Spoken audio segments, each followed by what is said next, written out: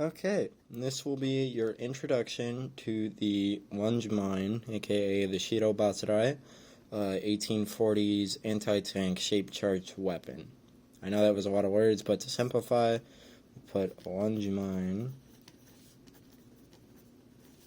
shape charge.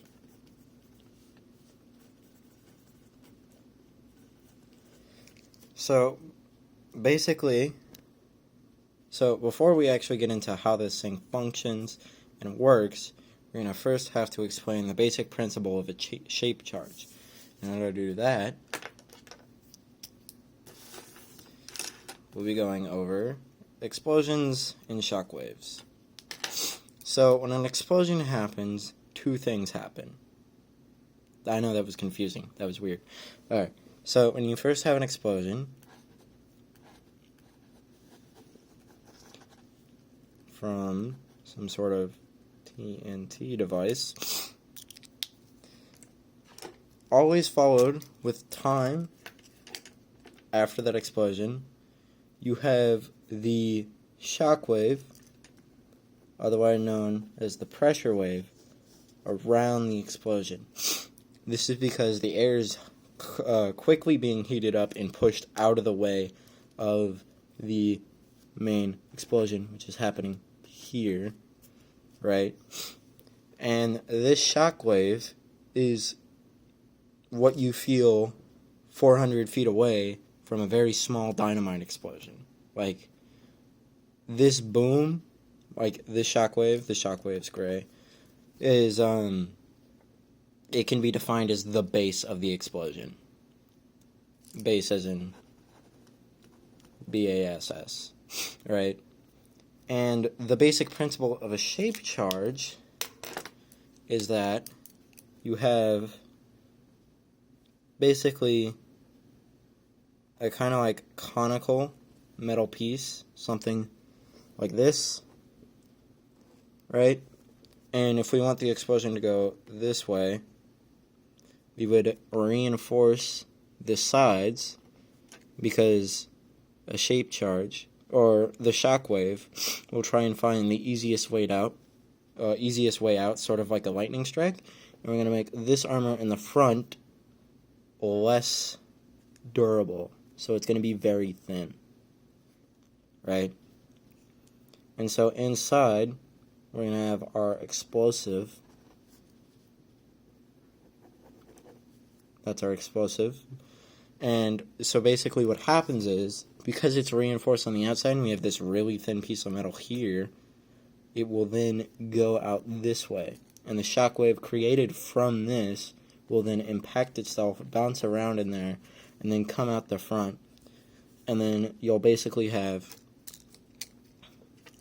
a really large penetrating area, right? So that's the basic principles of a shock charge. How the lunge mine does it is slightly different. Alright, so the way the lunge mine works, and the way the lunge mine works, is you have a wooden stick that extends outwards. This is your grabbing pole. You generally want to be a safe feet away from the explosive, which is on the end of your wooden stick, which we'll put as this. And I'm purposely making this bigger than to model, right? And so basically what you have here is this wooden stick, right?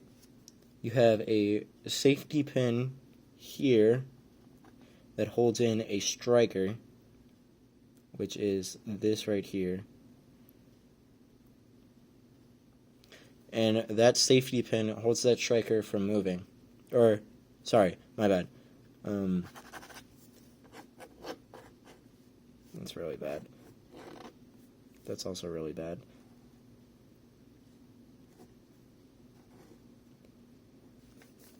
So you have the safety pin going through the metal here to keep the wood from impacting the striker here.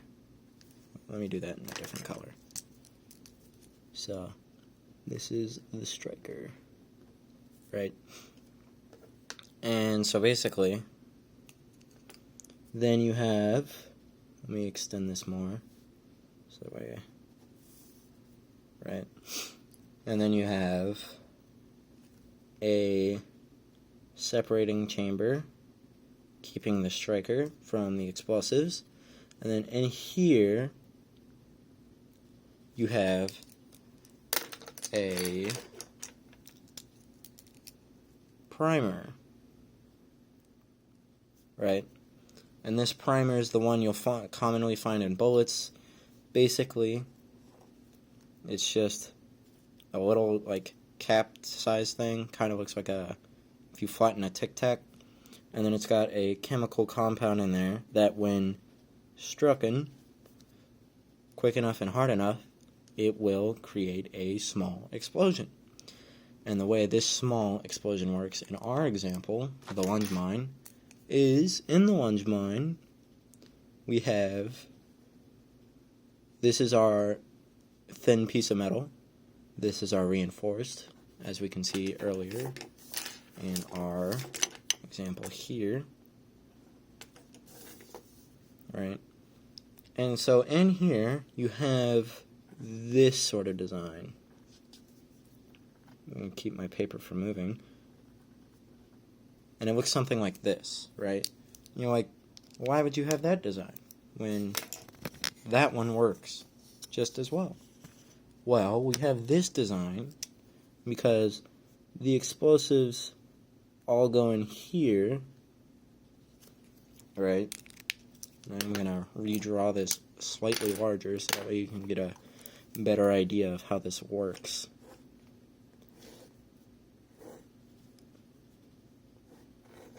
And the primer I drew as an example will serve perfectly. This is very simplified, but essentially,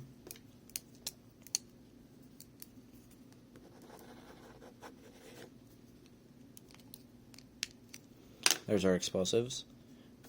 But when those go off, you have a bunch of shockwaves going from over here to over here to over here, right? And then they all collide in here. And are like, oh, we can't go any other way because we're getting forced out that way by this one. This one's getting forced out from going that way because this one's getting forced out because this one's here, and this one's getting forced out because it's going that way, and this one is pushing both of these. So when both of these shockwaves from this explosion collide, this one also comes down, and it pushes all of the shockwaves down and out that way. And so, you might be saying, okay, I understand all that, but we don't want to just put the shockwave here and into the tank because, like we said earlier with this, it's trying to find the easiest way out. And if the easiest way out, or quote-unquote easiest way out, is into a tank with 6 to 8 inches of steel on it, this reinforcement over here is not going to do us anything. Right? And so these lunge mines have something called a primer. Or not a primer, but like it's got like 3 dowel rods on it. I don't really know how to draw this, but essentially, you have one stick at the top, one stick here, and one stick here. And if we go up here, and we go from the sides, it's going to look something like this. And this is from like a side view, and this is from a front view, right? And this is to keep this, right? It's gonna keep this panel to always be the easiest way out. So that way it doesn't just go out the sides and do nothing and probably kill the person who's holding it, right? And so, in the end, this keeps it from, like the tank and stuff. So this shockwave, we have these sticks here. This shockwave can then go into the tank.